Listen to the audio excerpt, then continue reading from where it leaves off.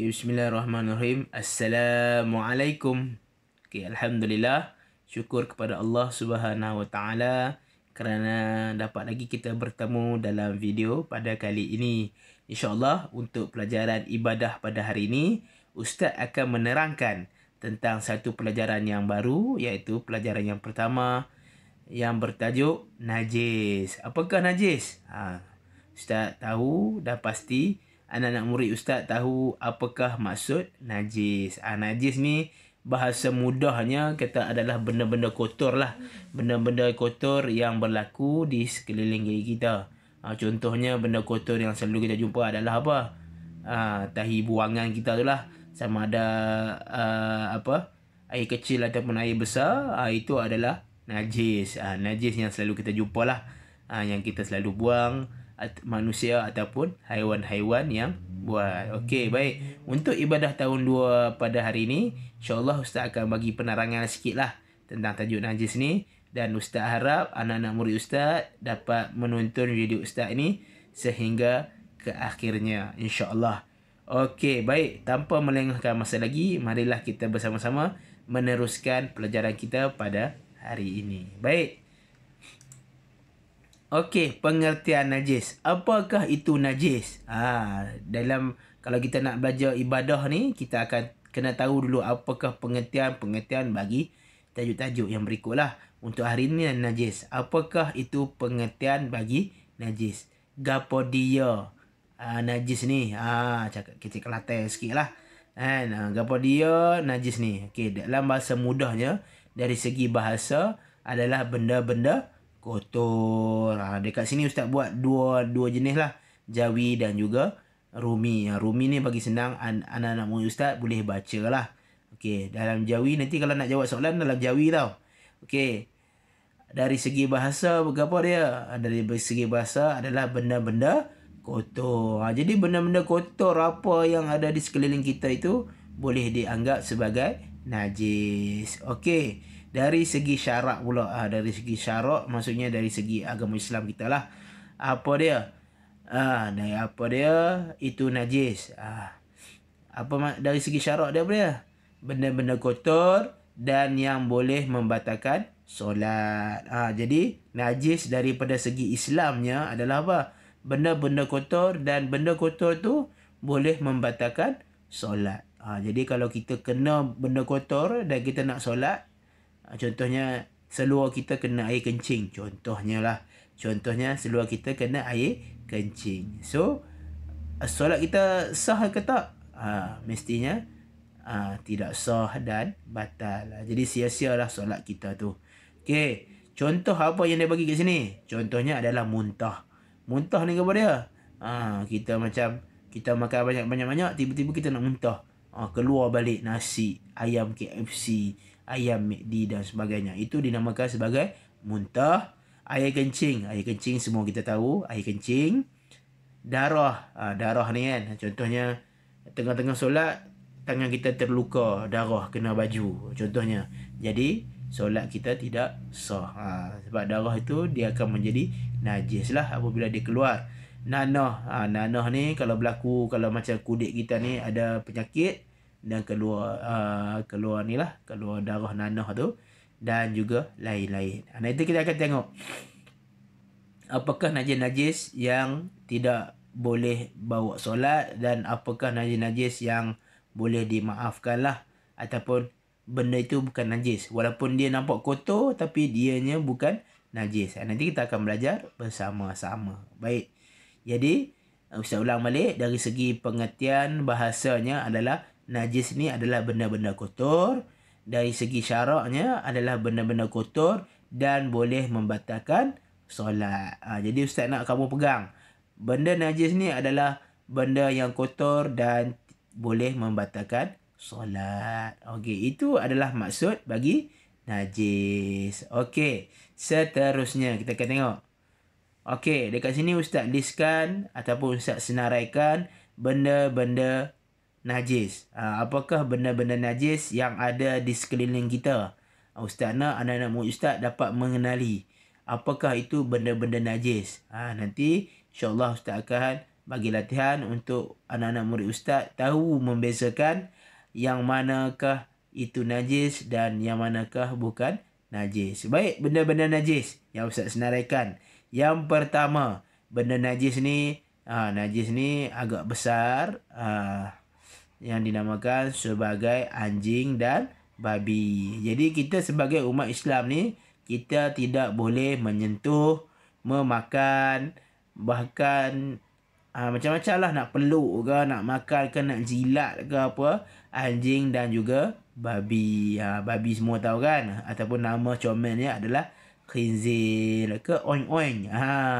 Jadi anjing dan babi ni kita tidak boleh sentuh, bahkan kita tidak boleh makan. Jadi itu adalah benda najis yang pertama. Apa benda binatang sekalipun yang ada kaitan dengan anjing ataupun babi, kita tidak boleh makan dan juga kita tidak boleh sentuh. Bahkan kulit.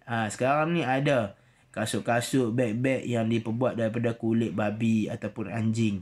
Jadi kita kena elakkan. Kena tengok betul-betul. Ada orang buat, orang kafir lah, orang muka Islam duk buat gitu kan. Jadi kita kena tahu. Okey, seterusnya najis yang kedua. Najis yang kedua adalah bangkai. Bangkai ni muka apa dia? Bangkai ni adalah haiwan-haiwan ataupun benda yang hidup dan ianya telah mati. Selalunya haiwan lah. Contohnya cicak, ayam ke apa yang mati dan dibiarkan begitu, itu dinamakan sebagai bangkai. Bangkai itu adalah benda najis. Kita tak boleh sentuh ataupun kita tidak boleh makan. Bangkai-bangkai ni adalah haram lah. Dan ianya dianggap sebagai najis. Tak elok. Tak elok bangkai ni. Okey, yang ketiga. Najis adalah, Ustaz senaraikan, adalah tahi manusia ataupun binatang. Apa benda yang keluar dari badan kita yang melalui dubur, yang belakang tu, kita ada dalam tandas tu, itu dinamakan sebagai najis ataupun dinamakan sebagai tahi lah. Tahi tu adalah najis. Kita tak boleh kalau tahi tu kena baju kita dan kita nak buat solat, agak-agak sah solat kita. Solat kita tidak sah. Okey, itu najis yang ketiga. Yang keempat adalah air kencing manusia ataupun haiwan, binatang. Ni adalah air kencing. Air kencing yang mana yang keluar melalui depan lah. Depan yang kita selalu duduk kencing tu, itu adalah najis. Air kencing. Buang air kecil, itu adalah najis. Kalau terkena pakaian kita, kita tak boleh bawa dalam solat. Perlu dibersihkan. Kena cuci dulu bagi bersih, baru kita boleh solat. Baik, yang keempat. Yang keempat adalah arak. Arak ni dalam Islam adalah haram. Dan kalau kita minum ataupun arak tu terkena pada pakaian kita, kita tidak boleh bawa dalam solat. Sebab dia tak sah lah. Tak sah sebab ianya najis. Yang kelima adalah, yang keenam adalah darah. Darah dalam badan manusia ni, dia bukan najis, tapi apabila dia keluar daripada badan manusia, ianya adalah najis. Jadi kalau darah, contohnya na'udzubillah lah, siapa-siapa lah insiden ataupun hidung dah berdarah, kena baju kan, lalu dia nak buat solat, jadi solatnya tidak sah, sebabnya ianya najis.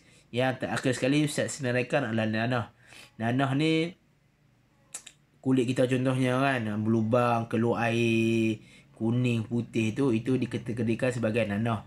Apabila nanah ni kena baju, kita tidak boleh bawa solat. Jadi macam mana kita nak solat kalau kita ada penyakit tu? Kita kena bersihkan, cuci, kita kena balut dengan kain yang bersih, lepas tu baru kita ambil wuduk. Kita ambil wuduk lalu kita solat. Itu dimaafkan.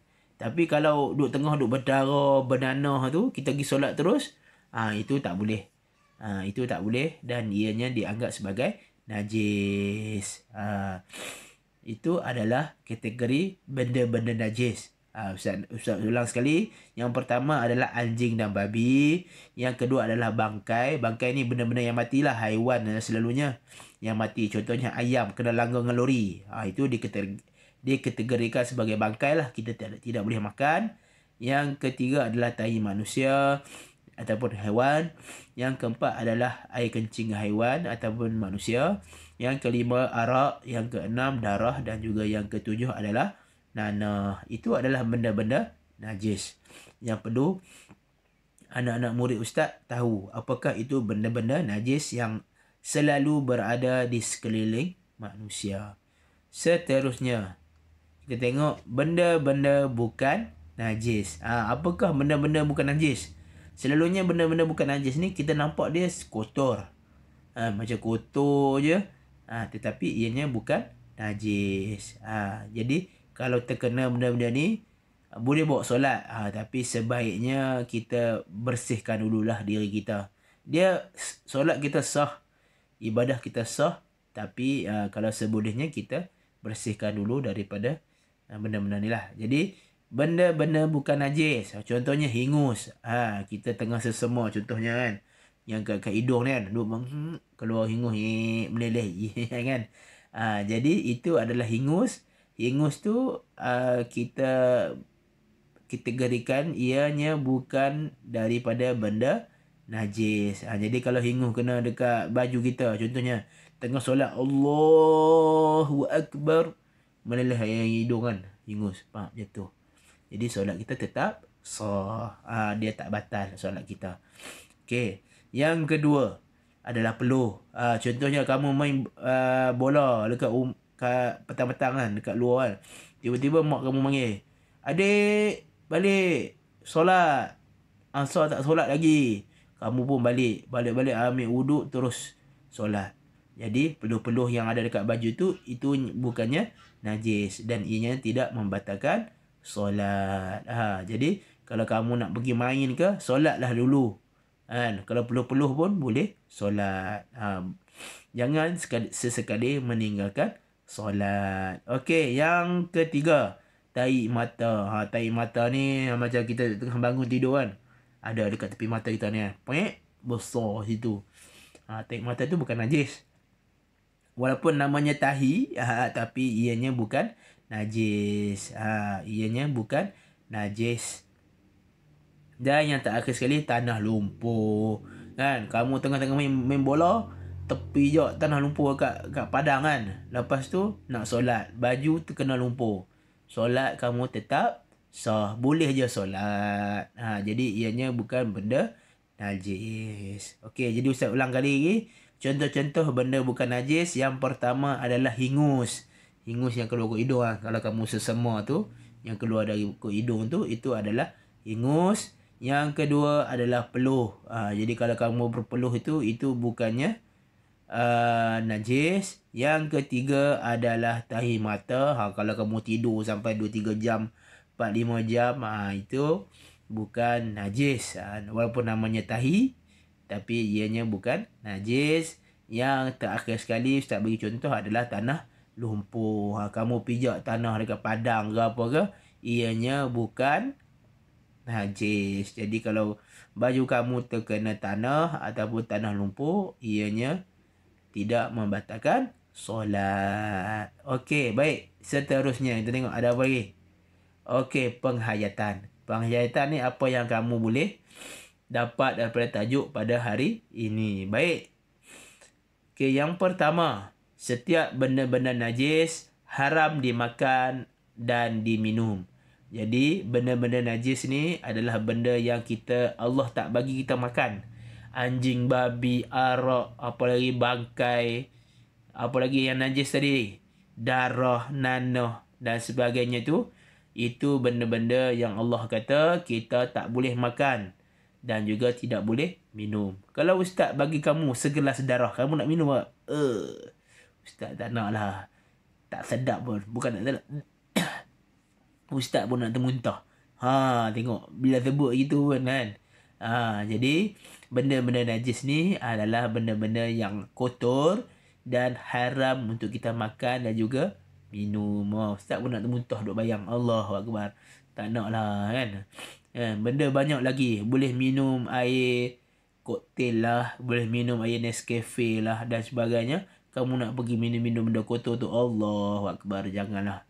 Kan? Jadi benda-benda kotor ni, benda-benda najis ni adalah benda yang haram dimakan dan juga haram untuk kita minum. Okey. Yang kedua, apa yang kita boleh dapat daripada pelajaran hari ini adalah apa dia? Sesungguhnya syaitan suka kepada tempat yang kotor dan bernajis. Syaitan ni kita tahu kan. Syaitan ni jahat.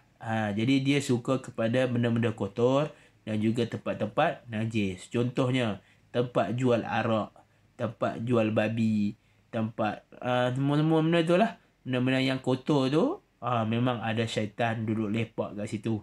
Jadi kalau kita duduk makan, kita duduk minum benda kotor, ataupun bilik kita dekat rumah kita tu kotor kan, ada najis lah macam-macam, tai cicak lah apalah. Jadi syaitan suka lepak di tempat-tempat yang kotor. Jadi apa penghayatan kat sini? Penghayatan kat sini supaya kita sentiasa menjaga kebersihan. Macam Ustaz mengajar semalam, kita pakai pakaian kan.